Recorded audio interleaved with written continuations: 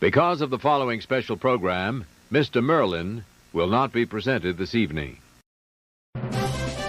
Word Balloon is brought to you by the League of Word Balloon Listeners.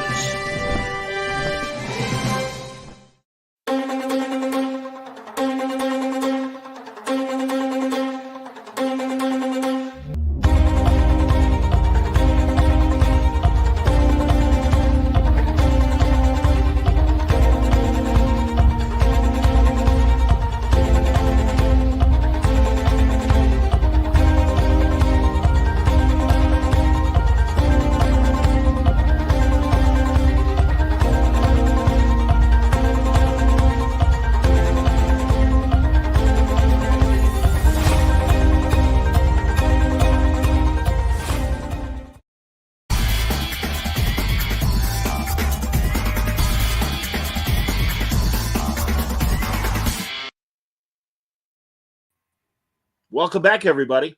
Time again for Word Balloon, the comic book conversation show. John Suntress here. Always happy to welcome Joe Casey back to Word Balloon. Good excuse for us to talk. Welcome back, man. Thank you, John. I apologize in advance to anyone who was hoping for Mr. Merlin. Because, and it looked like it was starring Larry David. That is crazy looking. No, it's Barnard Hughes from Bernard the 70s. Hughes. Or Bernard, yes. And Elaine Joyce was his if she wasn't Tinkerbell, because he's supposed to be Merlin and he owns a garage now, and Excalibur is a sword that's stuck in like tire rims or whatever, and this kid who goes to work for him pulls that out and he's like, oh shit, all right, this is the new guy. It was terrible. It was horrible. Awesome. But yeah, so I don't know, man. That's been my obsession. All the people that were tapeworms that taped everything, and those network interruptions of the Rockford Files will not be seen tonight. So I'm like constantly looking for those. I wish I could explain it more than just a nostalgic like, oh, weren't those great?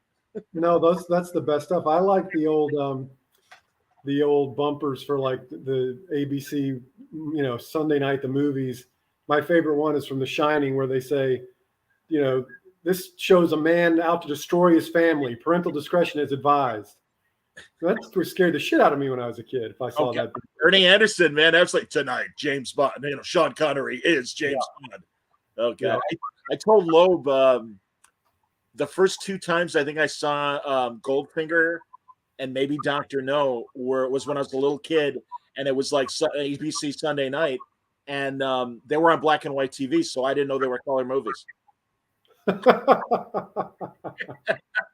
like, all right. Oh, hey, when VCRs happened, I'm like, oh, okay. Yeah. Even better. So, yeah.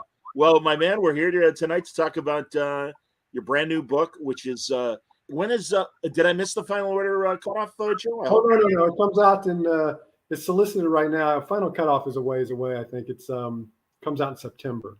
Okay. Yeah. Junior, there you go. Obviously, a link to Butcher Baker. Tell us explain the background on the Baker universe, if you will. Well, John, I've been around long enough now that I can sequelize myself, and the time had come. I'd had this thing knocking around for a while, and when I found the artist Ryan Quackenbush, who was amazing, I realized now I can tell this story now the way that I wanted to tell it. So, and it's been, I don't know, it's my pandemic book. Worked on it all through the pandemic. Ryan was drawing it all through the pandemic. And so now we're thrilled that it's finally going to come out this fall. That's awesome. What, from a plot standpoint, what can you tell us about Junior Baker? Well, I mean, anybody who read Butcher Baker was kind of this gonzo superhero story with really over the top. This is a little more meditative, a little more quiet. It's more of a art film than the sort of the grindhouse film that Butcher Baker was. And it was just kind of the mood I was in. And it also, Butcher Baker is kind of a celebration of the superhero idiom. This is ask more questions about the superhero idiom and what it means. And sort of, even from a personal standpoint, I was having a lot of questions about what does the genre, if we're going to call it superheroes a genre, what does it mean to me? It meant so much to me as a kid, and I spent a lot of my career writing superheroes. And I'd gotten to this point where I was asking those questions. What do they mean to me now? What are they, what's the potency in my own life now that I've been through it as a fan, as a professional? I mean, where do I stand with superheroes? So a lot of those questions kind of both directly and indirectly get asked and answered in this series. That, it's funny. I know J.M. DeMatteis has been kind of asking himself those same questions the last few years when he has something new to say about superheroes, and it really is a meditation of, what does the superhero mean to him? Yeah. You'll forgive me. That's my phone. The bat phone ringing. Exactly. Yes, Commissioner. Yeah. I mean, we've been so inundated with it in the culture now. I mean, we've finally gotten to this place that we all sort of dreamed of, where it's superheroes everywhere on TV, in the movies and video games, the animation. They're everywhere. We've reached that pinnacle, and now we're left to ask ourselves, those of us who've been there the whole time, what do they mean to us? What is it now? What is it all about now? There's still blood in that stone, but I had to dig for it for this one. Well, Joe, as again, you've done this for years. One of the first things that wasn't a DC or Marvel, forgive the phrase, mainstream kind of thing, was when you were doing Wildcats 3.0, and it really intrigued me when you were doing that, and it was like superheroes as a corporation and everything, and right. That analogy, I thought that was great, and it again, you were asking questions 15 years ago, and here we are, still doing it. I don't blame you at all, and especially people like us that have been reading for so long, and certainly even more so another level with you writing and stuff. Yeah, isn't it interesting? Like the mainstream is catching up with us as far as kind of understanding this stuff or wanting it to a degree, but also it's funny. Just like in 2013, people are asking the question: is there an oversaturation of these stories? Yeah. And like, well, first of all, what do you think of that idea? Well, I think that anytime you're inundated with something, quality aside, there's going to be that fatigue, because there's just so much of it. Yeah. And I never thought there'd be a day where I would, skip things and just not get around to things. I mean, I saw Batman 89 3 times the first day. Ha! The first day I saw it, sure. Morning, afternoon, and night. And I'm just not that guy anymore. I don't have that kind of like rabid, because there's so much of it. Yes. So what are we three episodes into Secret Invasion? I haven't watched any of them yet. I'm actually all right. I'm only one behind. I didn't watch today's episode yet, but Joe, I hear you. And also, obviously, we're in the middle of this now. The underperformance of Indiana Jones. I saw The Flash, and I gave it a C because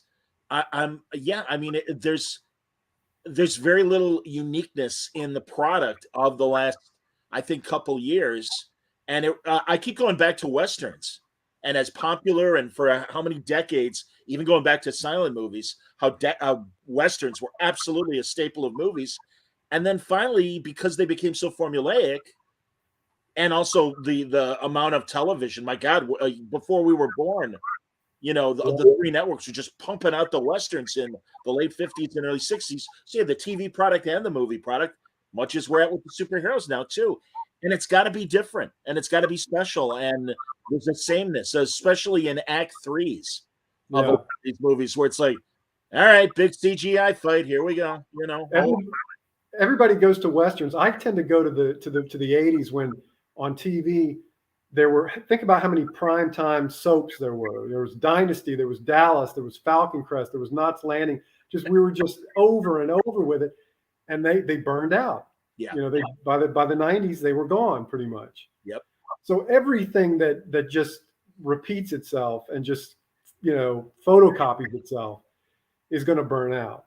And the thing that's so funny to me is that with superhero movies and superhero content, because of the special effects and because of them being the new sort of blockbuster movies, there's so much money on the line that whenever there's something like The Flash, which underperformed, everybody goes apeshit. Like, oh my God, this is it. It's apocalypse is happening, you know? And this is just the cycle of pop culture.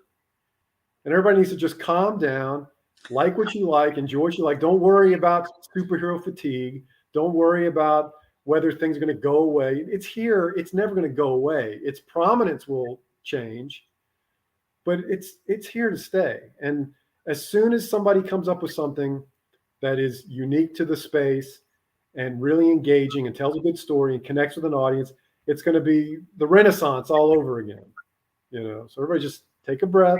It'll be fine. I personally love The Flash because I was all in on Michael Keaton. All in. Oh, Joe, absolutely. No, Keaton was great. Go on. Yeah, well, that's why I went. I had no other business being there except for that aspect of it. And that part delivered so hard and so perfectly.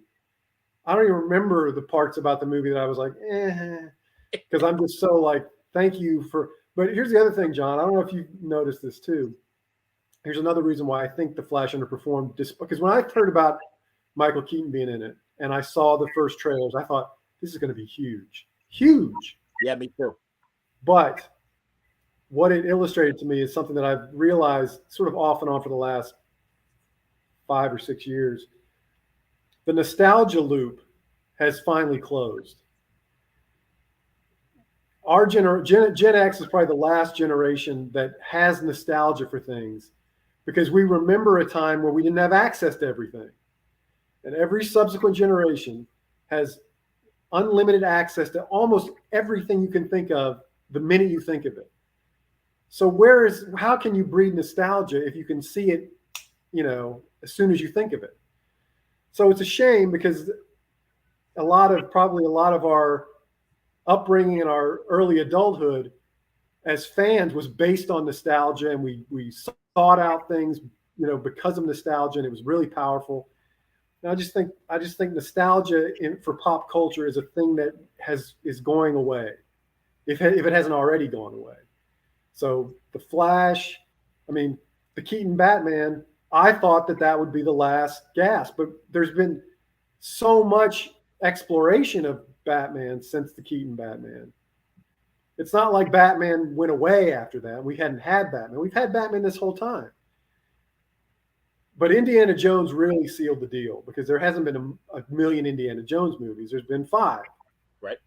But the nostalgia loop is closed, my friend. It's finally closed. I don't know what we're going to do now. Well, yeah, that's the question, Joe. As we turn the page, it's like, okay, because we've seen attempts at, especially on the movie side, and this is all even pre-COVID. Was it Valerian, the Luc Besson big budget sci-fi movie? Something original and whatever underperforms. Is there, as someone who has seen, and maybe I'm imprinting this on you, but I would imagine as a member of Man of Action and the things that you guys have pitched to networks, and I don't know how different it is from a network standpoint or a studio standpoint, but I also think there's an unrealistic expectation of $1 billion box office. And you get things like, oh, you know, Man of Steel only made $700 million. And that's disappointing. And it's like $700 million is disappointing. Well, it's not Marvel. And it's like, they can't all be, you know, home runs. You're going to have some triples and doubles in there. And they're spending money expecting home runs. Yeah, that's the problem. And I think the superhero movies that will really land in the next 5 years will be the ones that are made intelligently, budget consciously, and just, you know, and really make the most of limited parameters, you know. So we'll see. I mean, the guys in the company and I, we, you know, sometimes we talk about Ben 10. Is there going to be Ben 10 nostalgia? And I'm realizing probably not, because you can see it on, if you have streaming services like HBO Max, or well, not just Max, or even just bootlegs online, you can see it anytime you want. It's never gone away for people to get nostalgic about. So we come up with this big idea, and now we're not even going to be able to cash in on it 20 years later. It kind of sucks, but I understand. That's how it goes. Yeah, man. No, you're 100% right, and it's fascinating. And listen, we're gonna get back to Junior Baker, and also I've got art to show and the inspiration behind Junior Baker. But while we're on this for a minute, it reminds me, and maybe I'm misremembering, but Alan Moore had that essay, Reflections in Light, and didn't he kind of covered the same thing. I remember him going on about Fred Gwynn being Herman Munster and also the judge in My Cousin Vinny. Right. It was those were constantly on. And it's like, these guys aren't going to age because they're there. So I almost think in a backdoor way, he was kind of hitting in the same area that you're talking about right now. Yeah, but I'm sure he said something like that, but it's interlaced with snakes and serpents and, a lot of marijuana. Drinking blood, sacrifices. Yeah, I know. I don't know. Awesome, man. Well, let's take a look at some interior pages from Junior Baker here. Let's see if I get it. There we go. Because as always, you find these incredible artists that have this wonderful. I mean, didn't you and Ashley Wood do Automatic Kafka back in the day? That's right. Yeah. It evoked kind of aesthetic, I think. Yeah, no. Ryan he's a real talent, and his stuff just blows me away. And the thing is, what I think I've been okay at is finding guys that can tell the kind of story I'm interested in telling at that time. So for something a little more meditative, I mean, you can see with this page, there's a little bombast in there, and Ryan can certainly do that stuff, but he really sells mood and emotion and the weirdness of the world that we're in for this series. And I can't wait for people to see this stuff, have it in their hands, because it's 5 issues. It's 30 pages an issue, so it's a lot of content for your hard-earned dollar. Well, and again, that's the trick too. Now, I mean, as the big twos prices continue to escalate, and we're down to 20 pages and $5 a comic and stuff, and you and I are around the same age. I mean, hell, we probably hit the atmosphere when 20-cent comic books were still happening, or 25-cent comics. That was my case. You might be and it's funny, the page count thing is always interesting to me, because a lot of the best comics that we read growing up, I mean, at one point there were 17 pages. I remember it well. Absolutely, man. Yes. But I don't remember them as being 17 pages. I remember them just still exploding my brain, So page count is sort of, I mean, of course, those were, like you say, 20, 25 cent, 30-cent comics, where now they're $5 for 20 pages or whatever. So I see the disparity, but it's not the amount of pages, John. It's what you do with them. You know what I mean? Joe, you're 100% right. And I even will say that DC in particular has really impressed me the last few years when they've come out with these anthologies, and creators are only getting 10 pages and stuff, and they're telling good stories. I'm like, and again, we grew up on 6-page stories and 8-page stories as well. But it's fun to see all this stuff now. And it's hard.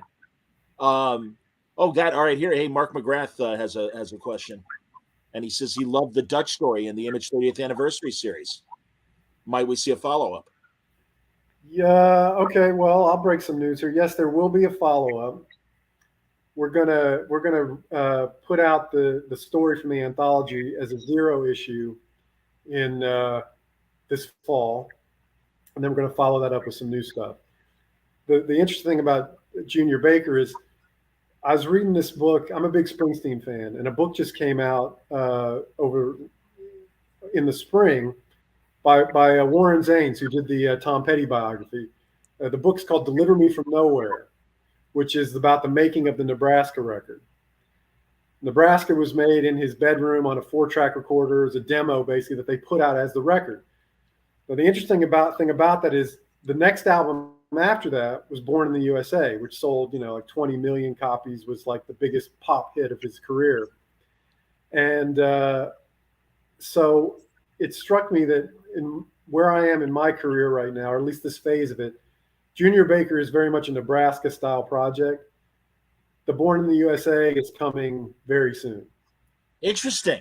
Oh, yeah. Wow. Well, you're speaking my Yeah, that's the heart of my DJ years and everything when I was on the radio playing both stuff from Nebraska and Born in the USA. Absolutely. Yeah.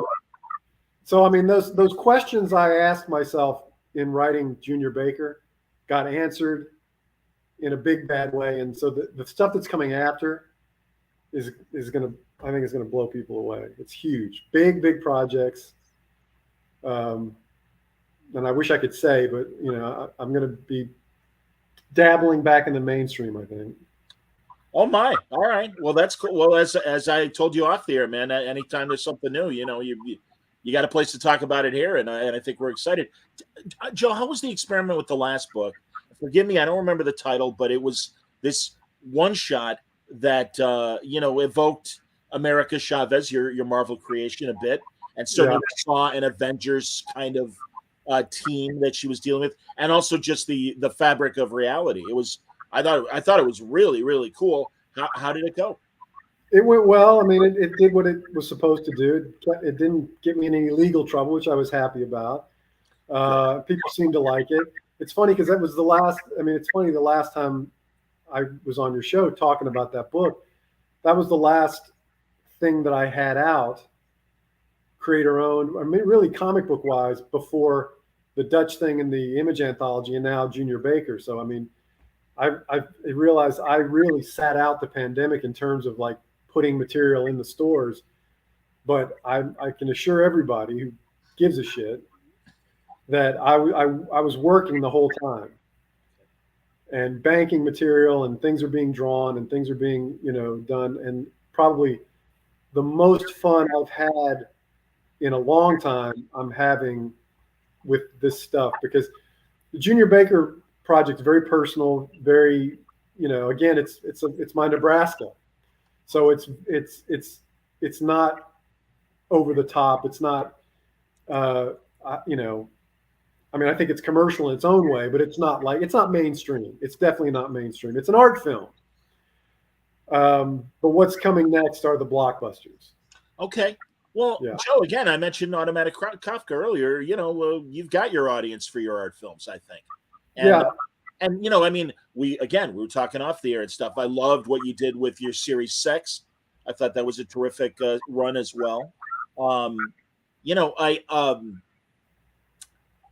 You're in and again, forgive me for, suggesting this. Maybe it isn't as easy as I would think. But because of your great work in animation and stuff, maybe is it easier to dip in and do these ideas now and as a side hustle rather than a main concern?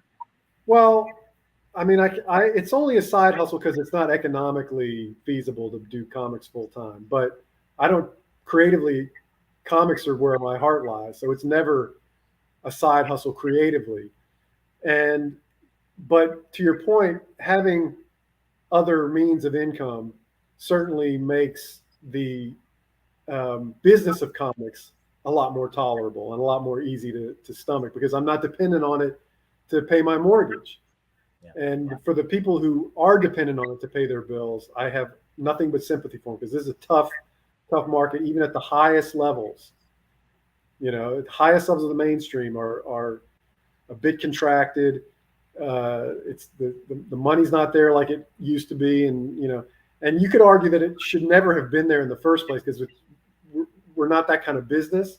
But people were making good money. I went through my period of making great money in comics, but we're just not in it like that anymore. You'd have to work your fingers to the bone to make the kind of money that I made on a handful of titles 20 years ago. 20 years ago. That's unbelievable. No, you're right. And I agree. In fact, I was at the American Library Association's conference. It was in Chicago a couple of weeks ago. And I was walking around with an A-list writer, and they were saying the same thing. Yeah. In terms of, I love comics, but you can't make a full-time. You really do struggle to make a full-time living in today's market. And as you said, they said the same thing in terms of you got to work your ass off, and this is a writer saying that stuff. And I can only imagine again the average artist where it does take them a month to make a 20-page book. Yeah, and you see all the different. I mean, there have been these attempts to try to expand the earning power of creators. I mean, this whole Substack thing that happened, last year and the year before, but that didn't last either. I mean, the gravy train is already off the tracks on that one. So I don't know, people who want to do comics, full time. I don't know what that means anymore. I don't know. I mean, in terms of, again, mainstream comics and even, creator-owned stuff, and it's tough, man. And it almost makes me, I'm more grateful now for the comics that I get to do than I ever was, because I know how tough it is to get these things going. And I don't know. I mean, I try to, when I think about the business, I can get a little kind of down in the mouth. But having said that, the stuff that I am doing, I'm having the best time on.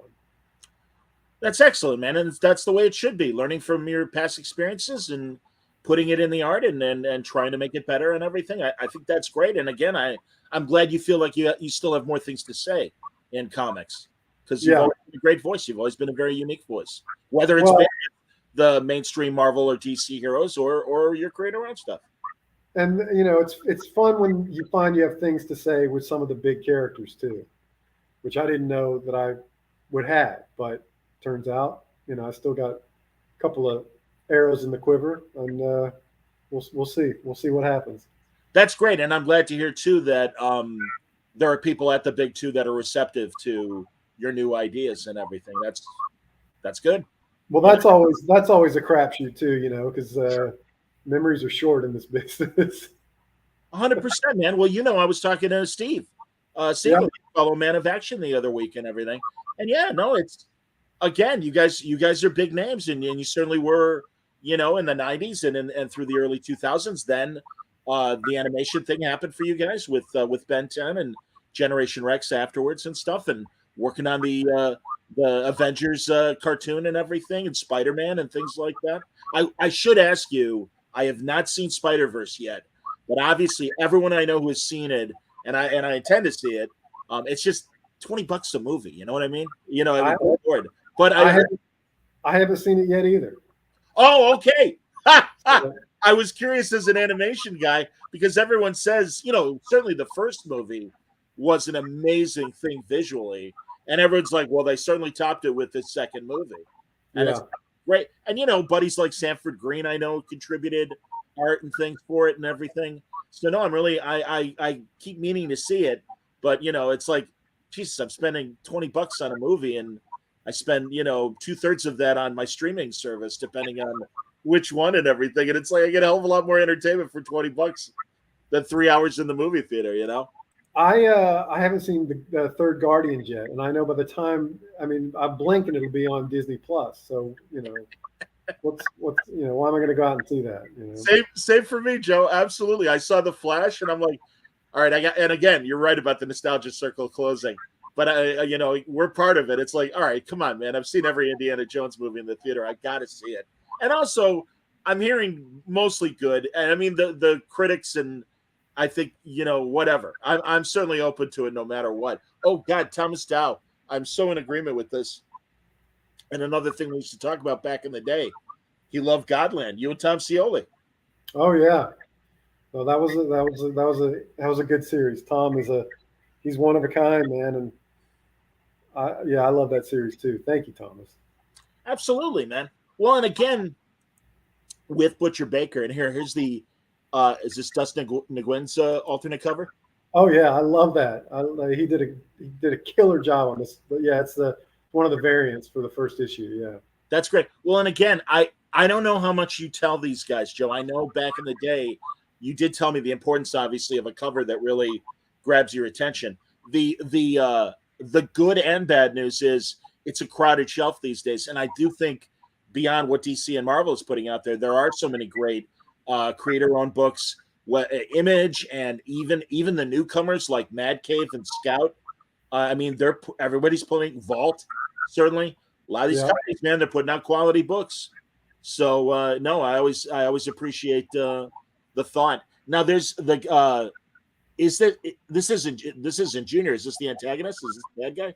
No, the variant covers, the guest artist variants are all sort of Butcher Baker covers. Oh, okay, it is Butcher. Okay. Yeah. Okay, cool. Yeah, this is the Junior Baker, the protagonist in Junior Baker is just a normal guy, not a superhero.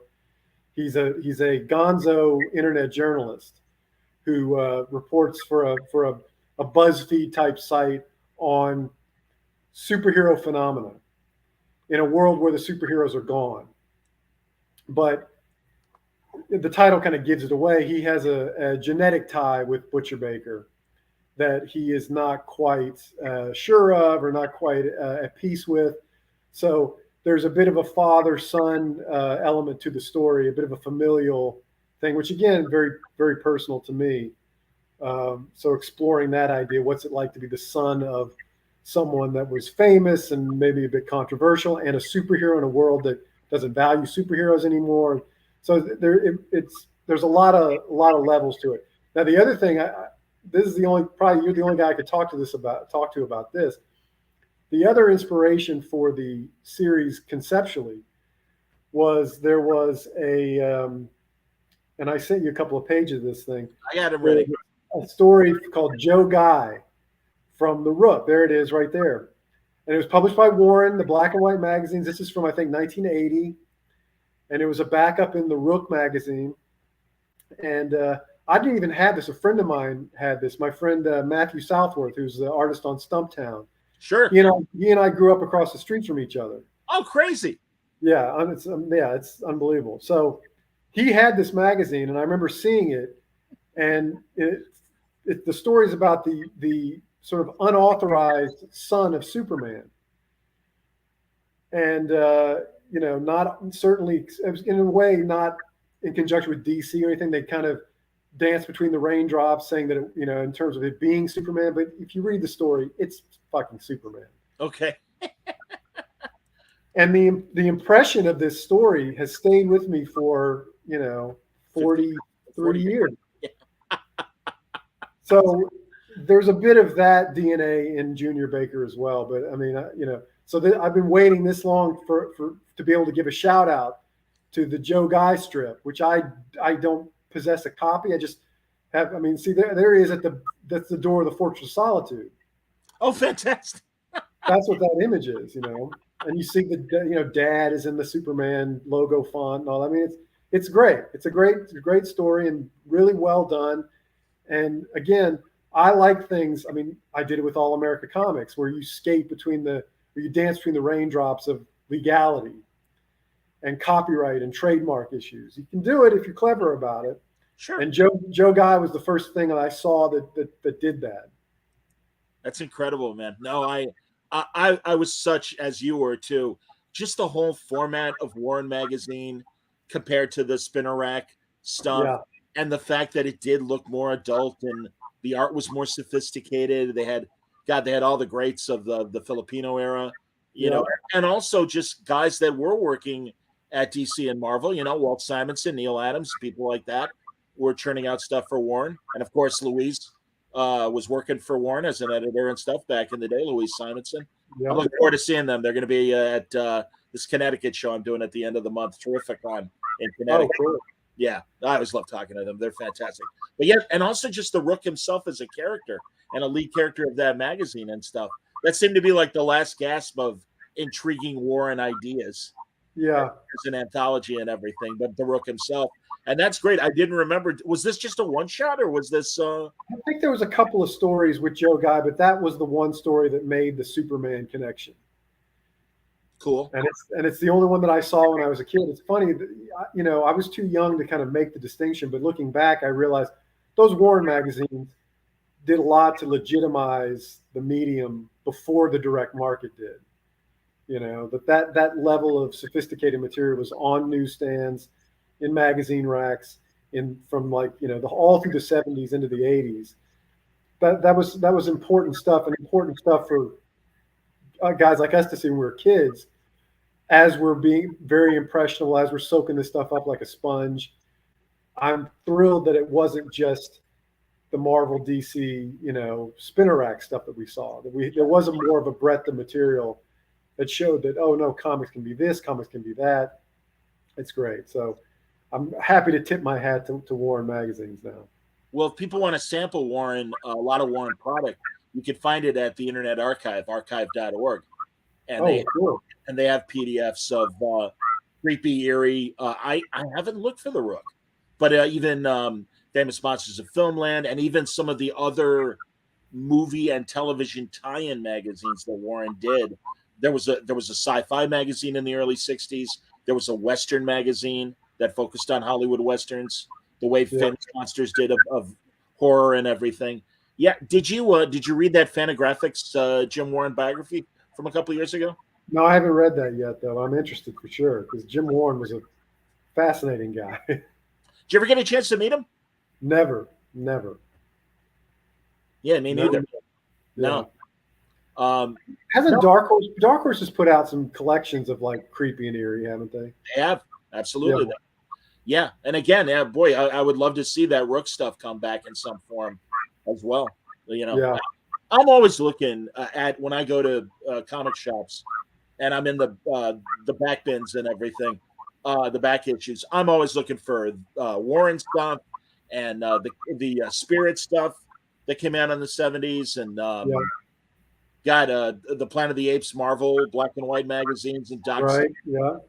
Yeah, that stuff was great. And again, it just felt again, as our 11-year-old and 12-year-old perspective, it felt more adult, Yeah.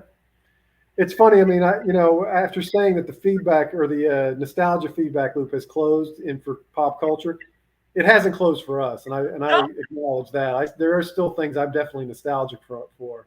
Sure. And mainly because the perspective you get when you get older is that certain things will never come around again, that certain cycles will never repeat as much as you want them to. I mean, as much as I want DC Comics to be like the DC was in, the Dick Giordano era, it will never be that again. It will, and so all I can do now is like just, wax nostalgic over everything that Mike Gold ever edited. You know what I mean? I love Mike. Mike's one of my favorite people in comics. I just saw him a couple of months ago at C2E2. Yeah. I've again, as I've gotten older, I've become a fan of like editor fiefdoms, like Gruenwald's stuff that he edited at Marvel in the early 80s, or Mike Gold stuff in the late 80s, and that's kind of where my interests start to go now. Because it's taken me this long to realize that Mike Gold was hired at DC to bring all of the first guys to DC, Ostrander, Mike Barron, all those guys. And he brought them all over. Yes, he did. And they did great work at DC Comics. Mike Grell, all those guys, all those things, all those books that I loved, that was Mike Gold was the common thread, And I never put that together until in the last, 5 to 10 years. Oh wow. That's funny, Joe, because truly from day one of Word Balloon, I've been like, I want to talk to editors because I saw them the same way, that they curated a certain style. Yeah. And God, I mean, as well, not only DC, but your own work at Wildstorm. And you did Vertigo, didn't you? Didn't you do a Vertigo? No, I never dipped my toe into Vertigo. I kind of brushed up against it, but what I was going to do never went through. So okay, because I literally bugged Will Dennis for like over 10 years, and DC had a policy. They wouldn't let editors talk. And I'd be like, there's going to come a day. And I go, I am not wishing you any ill, but there's going to be a day when you're not working at DC and I'm going to want all the stories. And it can't. And we've talked. Shelley Bond has become a good friend. I appreciate her taste and her eye. Joan Hilty, I think, is a great former editor as far as the Vertigo guys and women. Axel, certainly, I think has always had a great eye. Who was your editor at Wildstorm, for example?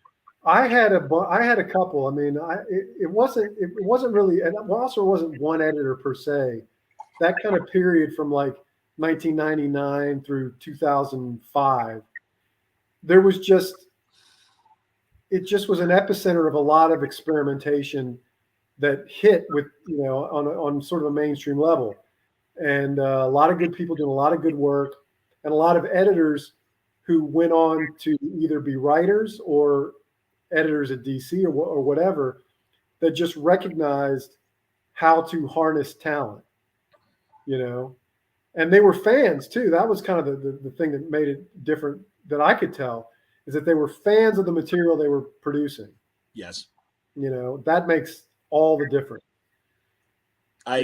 Joe, I'm not going to bother you with my Star Trek frustrations as far as TV goes, but you're 100% right, man. And really compare Dave Filoni and Jon Favreau, and the good Star Wars stuff we've gotten from them, compared to some of the other things that they've tried to do. And I hear you. I absolutely hear you in terms of it's important. Wade was a good editor before he was a writer, or alongside.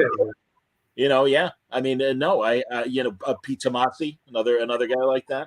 Yeah, for sure. Yeah. I mean, I used to. It's funny because how my thinking has turned around. There was a period in my career where I thought, when you're a professional, be a professional, leave your fandom behind. You're now a professional, and you have to act accordingly. And you do have to act accordingly.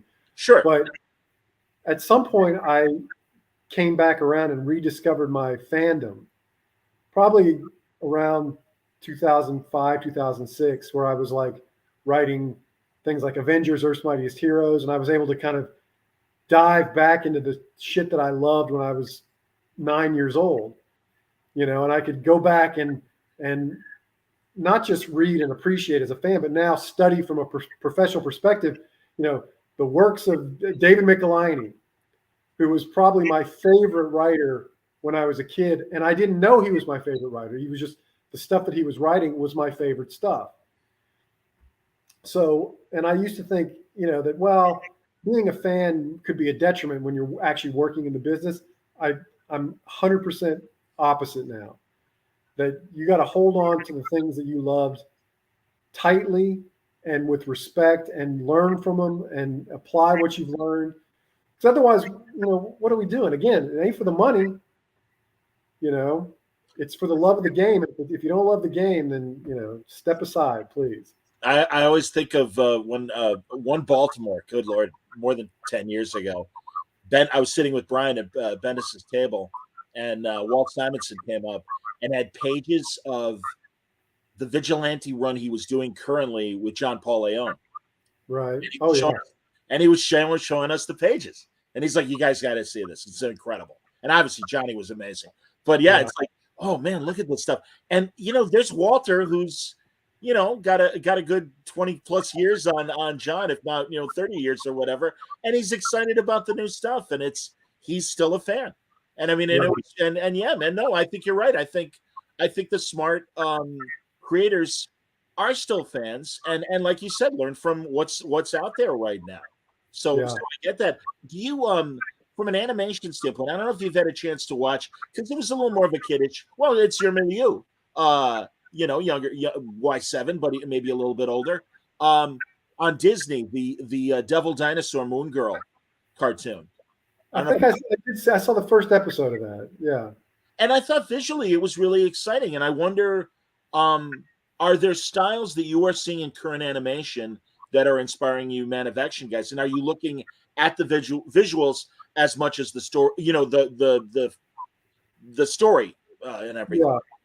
I mean, style is a lot more important to us now than it used to be, because we've done things that are more. I mean, Ben 10 was a very traditional 2D animated boys action show. Yeah, and even through its various incarnations, it has always maintained a style that was kind of right down the middle. Yeah. The Spider-Man show was like that. The Avengers show was like that. Generator Rex was like that. Yep.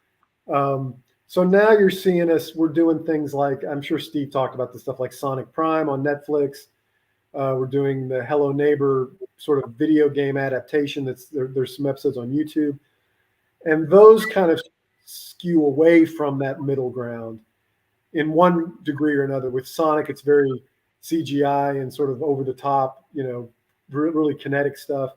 Hello Neighbor is kind of a little more stylized in its presentation of the characters. So these days, we're looking for ways to not repeat ourselves. Sure. Now, the problem with that is when you're pitching things that are not don't have an immediate comp, buyers get scared and they get very nervous and like, oh, well, this is like nothing we've seen before, so we don't know if anybody's going to like it. And I just want to go, man, every big success story starts with that fear and overcoming that exact fear that's unlike anything we've seen before. Like, we can't pin it to any other thing that we've seen before. Those are the big swings that can really pay off. Now, they don't always pay off. I've taken a few big swings that whiffed the ball big time, but I'd rather have taken those big swings than played it safe every time out, Again, man, I think your guys' track record speaks for itself. I feel this is always like where old man on my part. So is it Generator Rex and not Generation Rex? Oh yeah, no, it's Generator Rex. Yeah, you see, I'm an idiot. All right, there you go. I am so rooting for you guys, like the Sonic thing. I'm not going to watch the Sonic thing, but again, absolutely, man. And there's clearly there's an audience. My God, both on the big screen and the little screen. And more power to you guys. And again, I trust the brand. I trust the Man of Action brand, Joe. I have for 20 years now. So, listen, we get calls to work on things that are meant to tap into nostalgia that we don't have.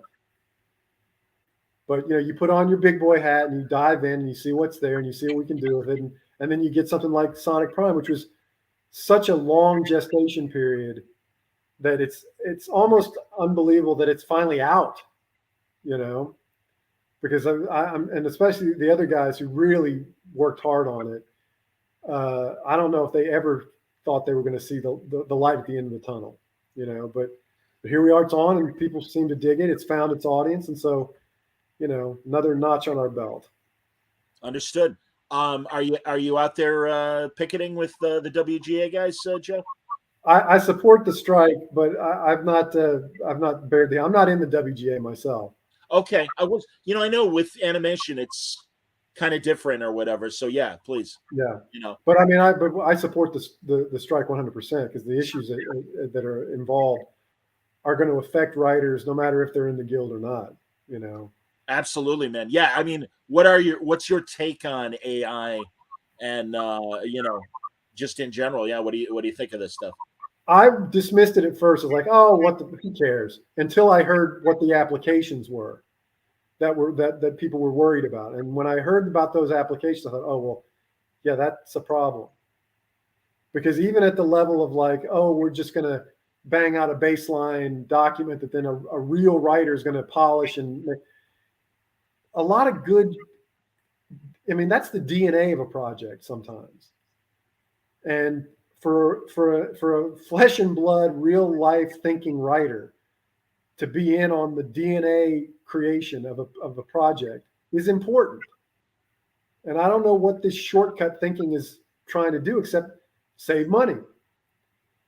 But it's only going to, just sort of turn us into this weird monoculture where everything is a watered down aggregate of what's already out there, as opposed to coming up with an original thought and seeing that through, So that's kind of my take. I mean, it's funny when you deal with anything.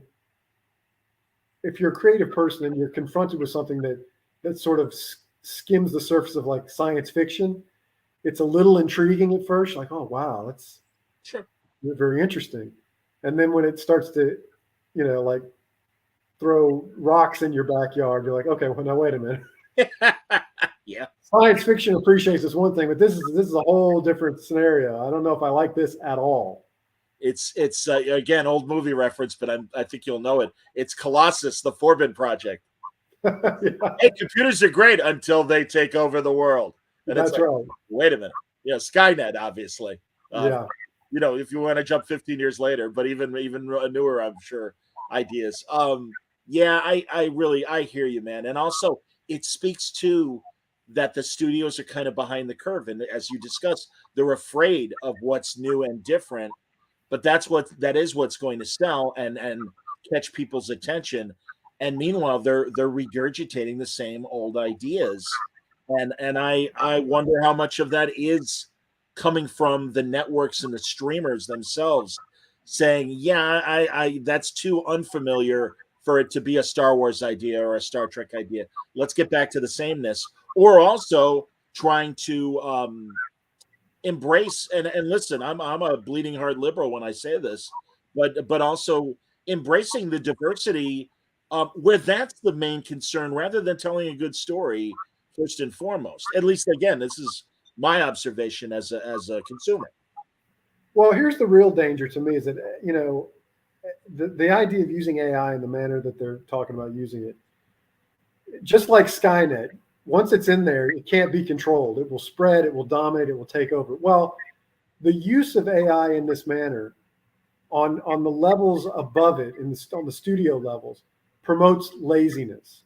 Because if the AI is going to do it for you, then you don't have to think about it. But that laziness cannot be contained or controlled, and it will infect every area of the business. And those who think, oh, we can rest easy because the AI will figure out the aggregate of everything that's popular and give us the next popular thing. You're just being lazy. That laziness will infect other areas of your life. And it's just a downward spiral from there, man. I mean, I'm convinced that is the real threat. The existential threat is that laziness, is that shortcut mentality. Because if you think you can take that shortcut, then you will take that shortcut, and you'll just expect that shortcut to be able to be taken in every other aspect of your life, your business, whatever. And that ruins culture. It just ruins it. Yes. So I don't want to see that happen in my lifetime. I don't want to see it happen in my kids' lifetime. So that's why, the issues of the strike are real issues that need to be dealt with and need to be addressed. I mean, and look, that's on top of the other things I agree with about residuals and, writers' rooms and things like that. But the AI thing to me is the real threat because it represents a larger existential threat. The SAG strike, I know they extended the deadline as negotiations continue, and I'm a member of SAG, and I voted. Hey, if can't come to a deal, we got to strike. I mean, and again, the ALA conference, I was talking to friends that are in the Writers Guild as well, and they were all disappointed that the Directors Guild kind of settled, and that's kind of a shame. I mean, what the contracts have to be. Are they every 3 years or every 6 years or what's the term? I mean, both sound correct. It is one of those. I think the director, the DGA, they just postponed the inevitable confrontation of these issues. I think they looked at it and thought, well, we're good for the next 3 to 6 years. So let's just not worry about this right now. But they're just postponing the inevitable confrontation of those issues that we're taking on now. So it's a shame that they didn't have the foresight to go, let's get together with all the unions, deal with this now, figure it out so we can move on sort of together equitably. But sometimes it's every man for himself out there. Sure. You mentioned your kids, and I don't want to get personal, but I mean, just in general, what age group are we looking at? And also what are they like? Are they, hey, my dad makes great animation. That's awesome. I mean, how do they perceive what you guys do? Well, I mean, let me just put it this way. If my father had done what I do for a living when I was growing up, I'd have thought I was living the charmed life you could possibly imagine. I would think it was the coolest thing ever. The greatest. I mean, I wouldn't believe how lucky I was. But that's not my kids. And it's fine. I think it's good to not feel like your parents are the coolest thing, that came along, because I certainly didn't, and it pushed me on down my path. So they're their own people; they have their own interests, and that'll take them down their path. And for that, I couldn't be more proud. Oh, sure. Are they comic book readers? Are they animation watchers? I mean, not really. Good. All right. Hey, no, again, I so get it. I'm a poor example of it, but I mean, being in radio and everything, and certainly my years as a DJ. Again, in our era, it's like, hey, that's cool. And yeah, not so much now. And my good friend Steve Downs was the morning guy at our Album Rock station. And he was down visiting friends in, I believe, Florida. And was telling me, the parents are telling the kids, hey, Steve's a morning DJ in rock radio. Nothing. But his side gig that he is more famous for, he's the voice of Master Chief in the Halo games. There you go. Well, Rockstar. Oh, yeah. And literally, not only they were impressed, but they called their friends, and all of a sudden there was like a dozen kids with covers to the Halo thing. Can you autograph?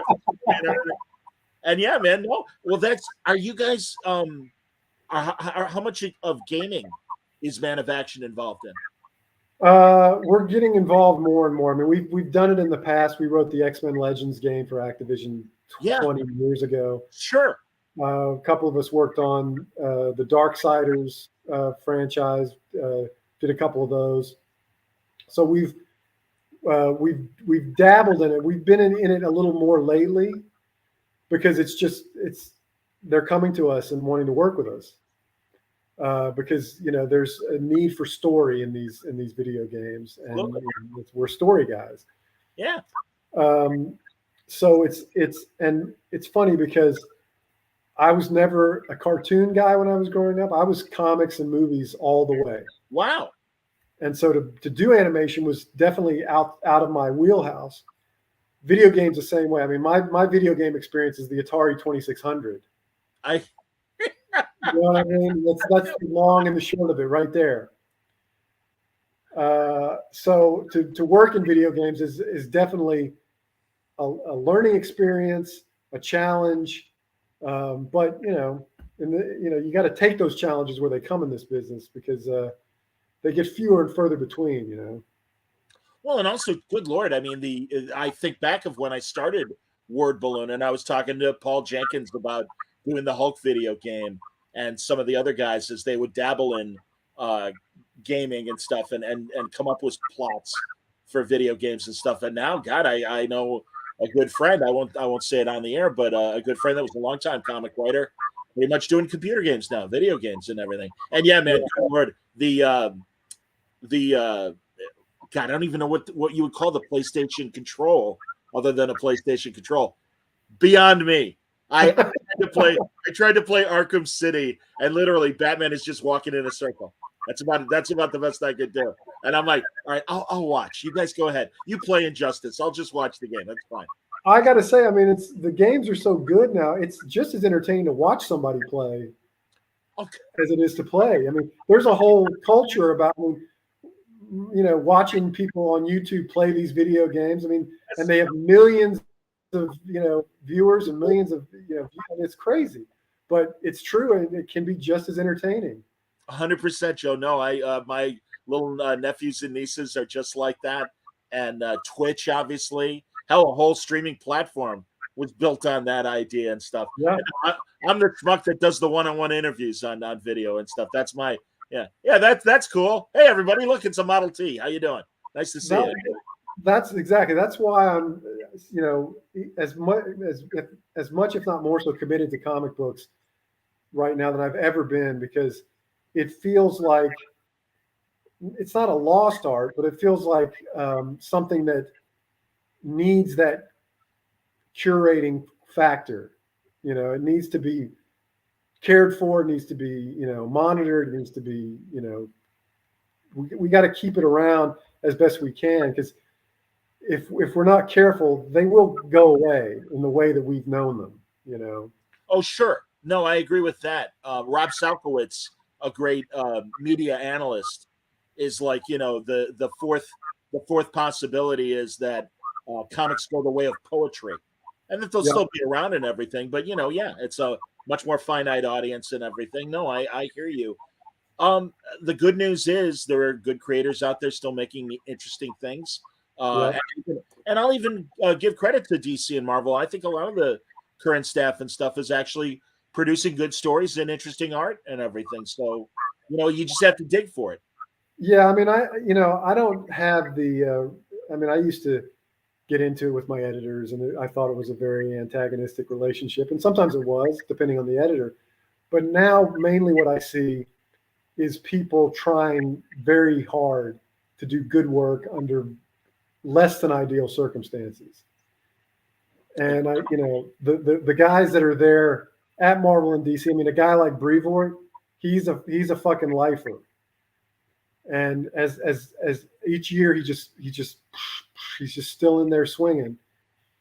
And nothing but respect for those guys that are still in their swing, because it's funny, when I first got in like the late 90s, the people that were in power, I thought they'd always be in power, because that's what I knew. That's what I broke into. So like, I thought Bob Harris would always be Marvel's editor-in-chief.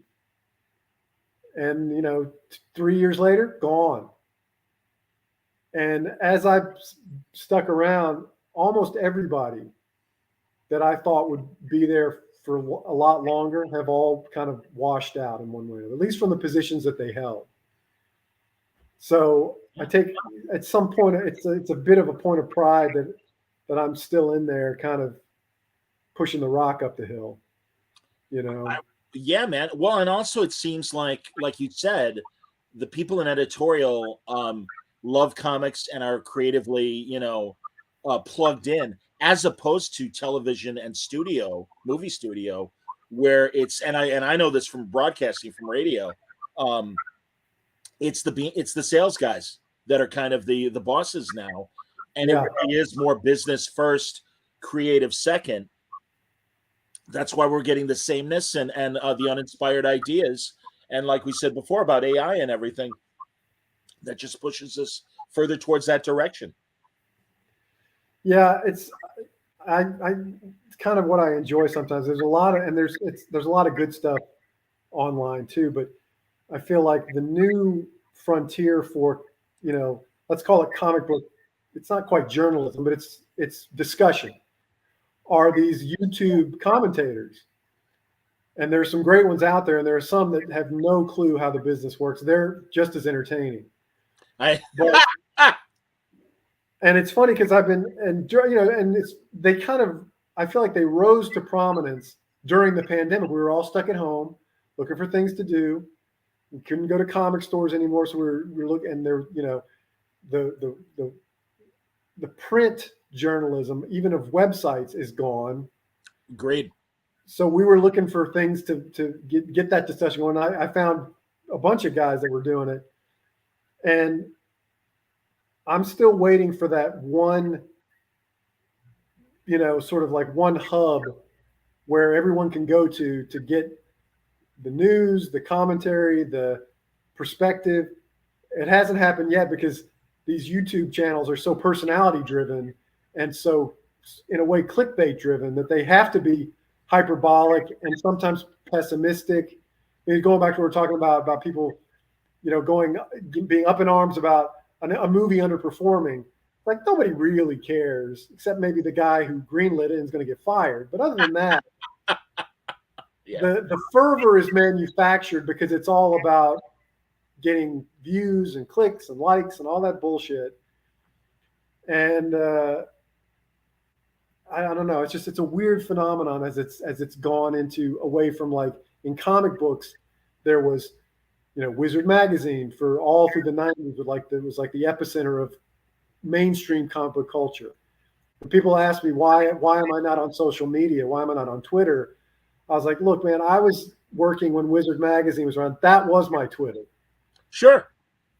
Wizard Magazine, what for good or for bad, that was my social media platform when I was my first 10 years in the business. Yeah. And we don't have something like that anymore. We don't have newsarama.com or CBR, since Jonah left, is, nothing to look at now. There's nowhere. Bleeding Cool is a joke. There's nowhere to go that's a trustworthy overview of what's happening in our business, Joe, I do know. That's why I struggle, as opposed to the clickbait guys that, Indiana Jones is a disgrace. Okay, great. Here's 1 million views. Whereas you and I are having a nice conversation, it does all right, but it certainly Yeah. doesn't do the numbers that that the haters do. No, you're right. And also, Joe, I'm so glad you mentioned both the former Newsarama, now Games Radar, and CBR since Jonah sold it, because I certainly remember, and I know we talked about it in the past, when you and Fraction were having your conversations on CBR. Yeah. And basement tapes, right? Yeah. Yeah, I mean, man. that was a place where you knew there would be eyeballs. Everybody went there. And long form was Joe. I used to work for Sporting News, radio, magazine, website, the whole schmear. Yeah. And this was in the early 2000s, and I would write a think piece about boxing, and they're like, "Yeah, it's a little long," and I'm like, "It's the internet. It's an infinite. You can have as much space as you need." And they're like, "Well, we like a quick, in and out," and I'm like, "All right, whatever." And you're right, man. No, these again, the transition from Wizard, David Anthony Kraft's comics interview, Amazing Heroes. Yeah. That's the inspiration for Word Balloon. That stuff, Comics Journal, certainly. I was going to say, John, nobody really has the patience anymore to read a long form interview even with a creator they like. So what you do to me is the equivalent of the Comics Journal interview. Thanks, man. Long form discussions with creators, and it's part interview. It's that you're creating an oral history. I mean, you've been doing this how long now? 20 years? 18 years. That's a body of work that's Thanks, man. Be so important for people going forward. The next generation of creators who have any interest in being in this business can look at your archives and get a whole oral history of what's gone on the past 18 years. It's amazing. That means a lot, dude. Seriously. Thank you. That's the ambition on my part. And it's great at ALA. A guy who worked for IDW came up to me and said I wouldn't have gotten into comics if it wasn't for your show. Great. And I'm like, Jesus Christ, I am old. But also no, it is. It's always the nicest comment, and your words as well, man. That truly means a lot. Thank you. No, it's too bad, because the comics culture is so interesting, and beyond the horse race, there's so many other interesting things to talk about, like our discussion today, where things are going from a story standpoint, from a business standpoint. I'm sure crowdfunding has never been something, or I'm assuming again that crowdfunding has been something that you guys would never consider doing for individual products or projects, or have you considered that? I mean, it's always something to think about. I've never come up with a thing that I wasn't able to do anyway. My relationship with Image Comics is so healthy and so fruitful that I've never wanted for a platform or an outlet to get a story out there. Okay. That's been the main factor, to be quite honest. I mean, if Image Comics didn't exist, then the crowdfunding thing would be more of an option, just because I would want to get these stories out there. Sure. But I've always felt like it's tough. The optics of it always seems strange to me when somebody who had success in another field, for instance, is crowdfunding a comic book, which is not a lot of money to spend to get something published, because you can do print to order, so that you know exactly what you got to spend to meet the demand that's out there. So I always thought it'd be the optics of the Ben 10 guys asking for money to print a comic book. I just never thought that was going to play very well. I could be wrong, but that was my instinct when I ever really thought about it seriously. No, I respect that. And also, I mean, the few publishers that have gone to Kickstarter to do a proof of concept, God, I remember the dear departed Tom Spurgeon having his issues with Archie when Archie tried to do crowdfunding and everything. I don't know, man. Again, it's interesting. It's interesting what the audience will accept as far as the forgive the phrase, levels of writers and artists, that it's like, all right, that team I will support, this team maybe not, because they're Keanu Reeves ran a Kickstarter for the Boom comic he did with Matt Kint, and right. Arnie, Berserker, and everything, and it's like it's Keanu Reeves, man. What are you talking about? I know. And the other thing too, John, is that I feel like what I've tried to do in my career, and again, I've been around long enough that this is maybe an old-fashioned point of view, but I've worked very hard to get to a point, even with stuff that's not creator-owned. I mean, that the stuff that I put out is as direct to consumer as I can get. There's not a lot of filters. Even stuff where I have an editor at a publisher, it's a work for hire situation. I bust my ass to make sure that that's not an editorially compromised project. That what you're getting is me. And certainly with the Image Comics, the creator-owned stuff, it's full on no filter me. So I'm not lacking in that direct to consumer relationship. I feel like the people who buy my stuff are not getting a watered down version of my work. They're getting the full experience, for better or for worse. It's me. So if that wasn't the case, then again, that would be a reason to go direct to consumer, the crowdfunding route, because I'd feel like, oh, I gotta get my voice out there. Well, my voice is out there. Anybody who buys Junior Baker, that's me 110%, and Ryan 110%. So I'm very lucky that it's still that I have that opportunity to really get my vision out there in a very pure form. So that's the other factor in that conversation too, I think. Fair enough. Mark, man, Mark's got a good list of greatest hits for you, man. Automatic Kafka, Godland, Butcher Baker, they were fantastic. Code Flesh was the book that blew my mind. Bring on Junior Baker. Hey, man, I was a big Code Flesh guy. That was the Bail Bondsman, right? Yeah. Yeah. Well, again, another twist on the superhero idiom, Bail Bondsman for supervillains. Yes. No, I loved it. Would you ever, and forgive me, Joe, because again, nostalgia circle, but yeah, would you ever go back to Code Flesh? Is there more to say with Code Flesh? Yeah, I mean, Charlie Adlard and I created that. One of the inspirations for how we did it was the Spirit, because we're both big Eisner Spirit fans. Sure. And you can see it in the original strips because all the Code Flesh logos are sort of embedded in the art, like the Spirit logos were. So we always felt like, well, whenever we want to for the rest of our lives, we can go back to it if we get the bug to do it. And we just, we haven't had the bug lately and our schedules haven't aligned to be able to do it. But that's the beauty of that creator-owned material, is that you can always go back to it if you have the wherewithal. Like I said, this has been the first time that I've sequeled myself with Junior Baker. Yeah. And it's interesting. It's kind of opened up a door for me for other possible properties to revisit.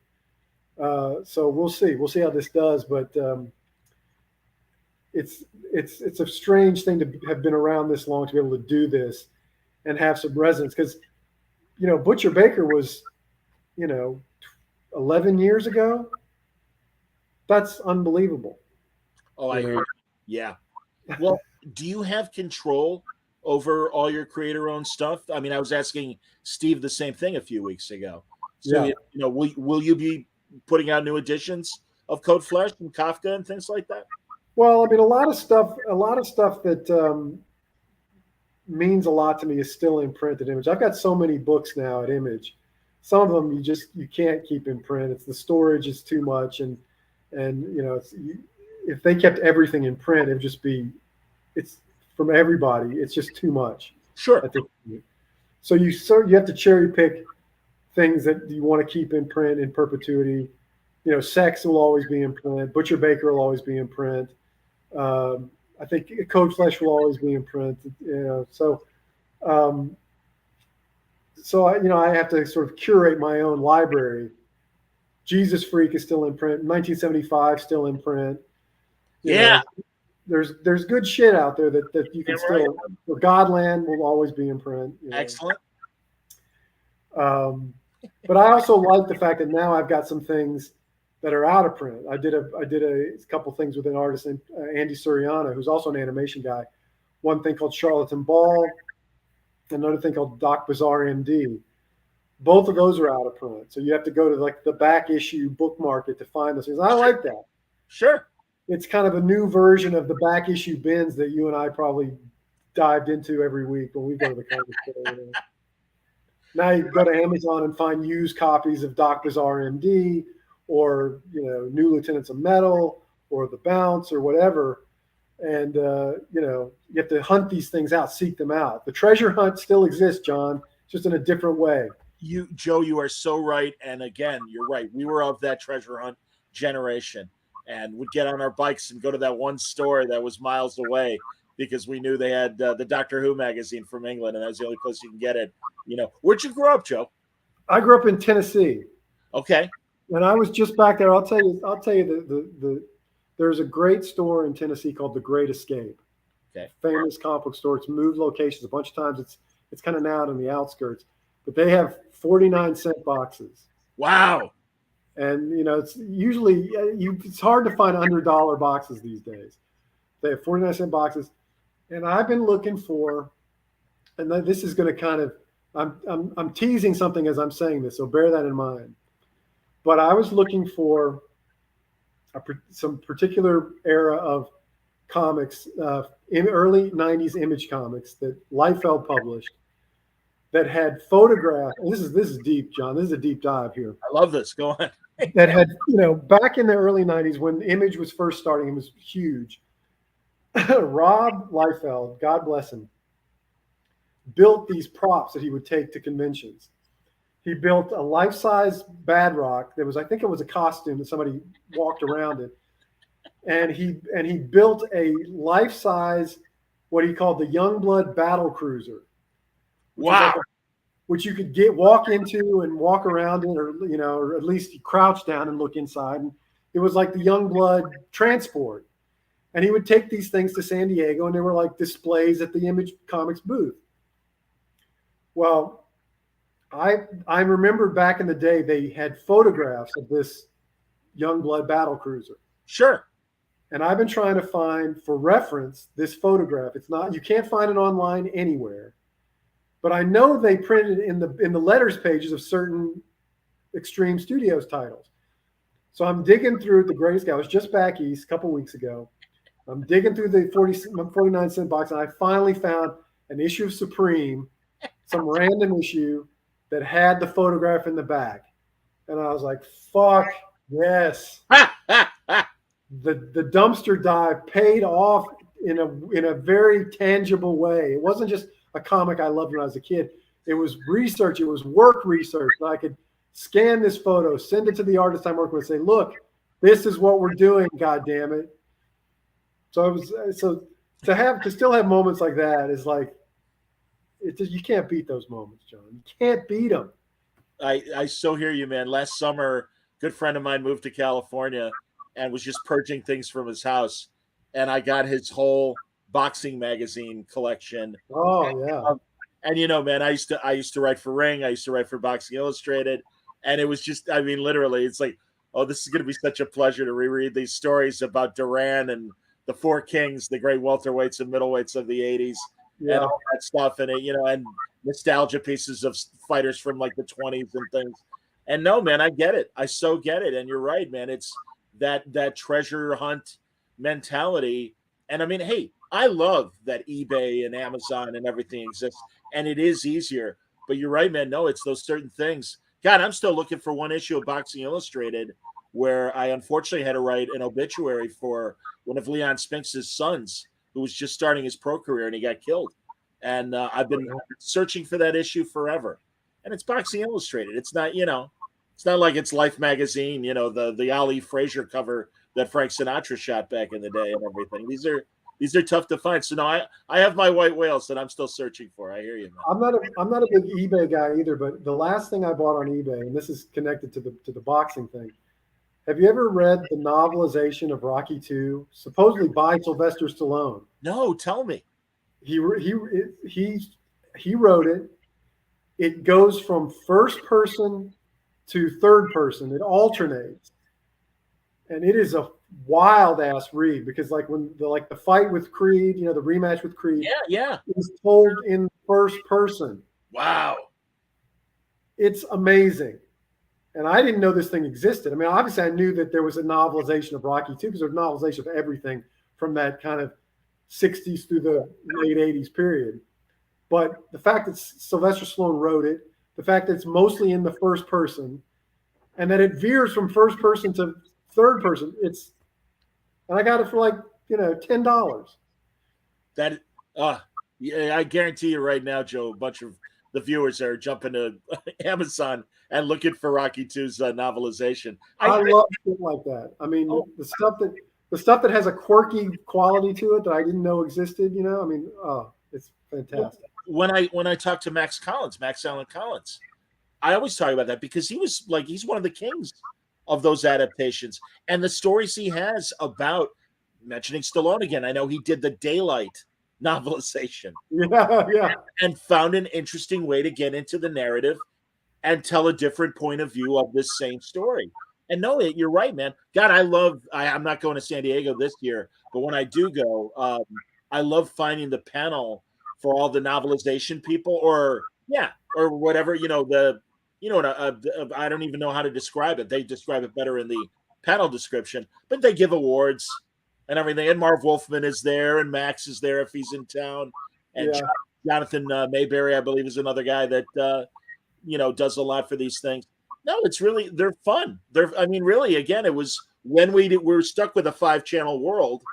It was those novelizations and short stories or things inspired by movies and TV. They were fun to read. They were a lot of fun. How about you remember photo novels? Of course. Love those. Star Trek. They made like photo novels, yeah. At least a dozen of those, if not more. Absolutely. But you're right. And in fact, a Star Trek podcast that I love hearing, they talked to a guy who was like one of the main guys at the photo novel company. And he was talking about getting, the rights and going through the photos and choosing the right shots and everything to tell a story. Oh, I love photo novels. Absolutely, man. Yeah. I mean, those are classics. Those are fucking classics. Good stuff. Good stuff. Nostalgia is in our hearts, John. It's dead in the culture, but not in our hearts. Well, because we still have a heartbeat and we're still walking around and everything, man. So at least they got us. I mean, hey, not to curse either of us, but we're years away from dying or anything. We're fine. It's like, bring it on, man.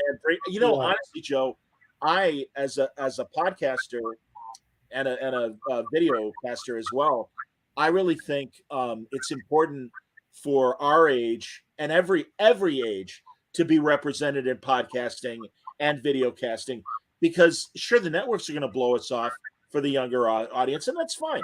That's totally fine. We get it and everything, but there's still plenty of us out there that are looking for this kind of content and talking about the things that are important to us. Yeah. For whatever reason, I'm sure I could get into the psychological reasons why, but Jim Shooter in the past 2 or 3 years has, maybe it's a pandemic thing too, has been making the rounds doing interviews on these video podcasts. Yep. And there's nothing to me better than sitting down and watching Jim Shooter pontificate on his own career. So agree. Absolutely, man. Jesus, I had him. It was last summer. It was at this Terrificon show that I'm doing. I saw that. I watched that. Yeah. Oh, that's great, man. Oh, that means a lot, Joe. Seriously. And just get out of the way and let Jim go. And it's fascinating. No, again, Joe, that's why those magazines that we mentioned before, like Comics Interview and Amazing Heroes, Comics Journal, and even Wizard, because Wizard got a little People magazine-y for my taste. Yeah. But no, those are like these guys. I love talking to Paul Kupperberg because he was there. I love talking to Mike Gold because he was there. Louise and God, I mean, I'm looking forward to. I want to say either Joe. I think it's Joe Duffy is going to be at Terrificon this year. But I also, God, I really want to talk to Ann Nessetti, and I'm like, shit, why haven't I talked to her yet? Because again, these people have the stories. They knew where the bodies were buried, and they have the great stories. Well, it's funny, I just bought both of Paul's books, his interview books, Paul Kupperberg's books. Yes. And they're fantastic. And it's what I like about what's going on now is that, because it's not a nostalgia that's going to pervade pop culture. It's just for us. It's targeted just for us. But to see the examination of an era that we lived through, and deep dive examinations, like really people trying to dig in deep inside, like Jim Shooter. It seems obvious now that Jim Shooter, as editor-in-chief, for better or for worse, was paying it forward on the lessons he learned being tortured by Mort Weisinger in his teenage years. There is no doubt. You don't have to put Jim Shooter on a couch to understand that what happened to him as a young creator absolutely informed how he ran Marvel Comics. Again, no judgment, but that's it. It's all there. But as much as I was paying attention in the 80s, I don't remember anybody ever bring that up in interviews. And, even people who hated Shooter, and a lot of people hated Shooter at that point, were not making that connection. They weren't just going, oh, yeah, he was a 15-year-old DC Comics writer under Mort Weisinger, who was probably insulting him every chance he got, berating him every chance he got, torturing him, and just scarring his psyche forever. But now, with the perspective of time, these things become more obvious, and the figures that we vilified or that were vilified, hopefully now can be looked at with a lot more compassion and a lot more understanding. And I find that very gratifying to be around long enough to see those sort of things happening. Yes. No, agreed, man. Say it again. It's just great to see that stuff, I so agree with you, man. In fact, I forget who I was talking to a few days ago, and Vinnie Coletta came up. And we all know the notorious stories of Vinnie Coletta and stuff. And I'm so glad that there have been a few books and knowledgeable people that have, said things in articles in magazines, a lot of the Tomorrow's publications. And it's like, hey, Vinnie was no saint. And yeah, he erased a bunch of Kirby lines to get the job done because it is deadline art, whether you like it or not as a fan. But further, that he stood up for, Steve Englehart and Marshall Rogers during the Batman Laughing Fish story. And it's like, no, you guys can't stop this story and move on. You got to let these guys finish. They're really writing something special. Didn't get the bat for them. And I mean, that's the thing. People are complicated. And no, you're absolutely right. And also, I'll even say, again, without any judgment towards Jim Shooter, I was made a manager in broadcasting when I was in my early 30s. And it went to my head, and I was an asshole. But I mean, again, you get a little power and stuff. And, I would be difficult, not to any extreme. I couldn't fire anybody, and I certainly wouldn't fire anybody. But I would fight back. I would certainly argue for my point of view. And, and again, God, Jim was like bossing around guys like Gene Colan and a lot of other creators that were certainly, had a 20-plus years on him as far as, actually, that's not true. He was, like you said, he was writing the stuff when he was 14, and Colan was drawing that stuff when he was, 20, 25 years older or whatever. Yeah. So it's interesting. And also, I love talking about mid-century to the end of the 90s period, because everyone thinks they know all the facts, and things are a lot more complicated. And certainly prior to the 90s, I always say from the 90s on, every fart has been video recorded. Yeah, right. And that's why these politicians can't get away with saying shit. And it's like, no, here you are saying it right here. Yeah, we got the camera on you. And the same goes for even comics. And like I said, people just think they know the real story, but they really don't. And that's why I'm so thrilled to talk to people like Kupperberg and Mike Gold and the like and everything who were there and know what happened. And even though their point of view might be skewed a little bit, you're Absolutely. getting tough. Yeah, that's the thing. I mean, again, I'm old enough now to be able to filter out anybody's self-mythologizing, which everybody does. Everybody's going to sort of skew the facts maybe a little bit to support their point of view. That's fine. I know how to filter that stuff out too, and feel like I'm getting what I need from these guys when they talk about their careers and their lives and stuff. I get out of it what I know I want to get out of, as opposed to being fed something that I know is maybe 90% true, But 90% is a lot better than it used to be, Yeah. No, and again, you go to the clickbait YouTube guys and that are happy to talk about the horse race with no real knowledge of how the sausage is being made and everything. And again, I think that's just as interesting as the stories themselves. So Yeah, so do I. So do I. well, dude, I again, I could go on for hours, as you know. We're at 90 or so we can wrap up. Junior All Baker, right. only a few weeks away. What do you know the final order cutoff date or? I don't. I think probably no. Probably the final order cutoff will be in early August. I think. Okay, so does it come out? When does it come out? When is issue one? So first issue out in September. Great, outstanding, man. Yeah. It looks fantastic, Joe. Truly, and I always appreciate the people that you get to collaborate with you and this kind of beautiful art that we're getting as well. I think people are going to be blown away when they see Ryan's stuff in the flesh. I can't wait for people to see it. That's awesome. And like I said, Junior Baker is my Nebraska, born in the USA, on the way. Excited for the announcement and can't wait to talk. Are you doing any? Are you going to be in San Diego or any of the other conventions? I will be at San Diego. It's the first time I've been there since the pandemic, and I'll be there to announce some things.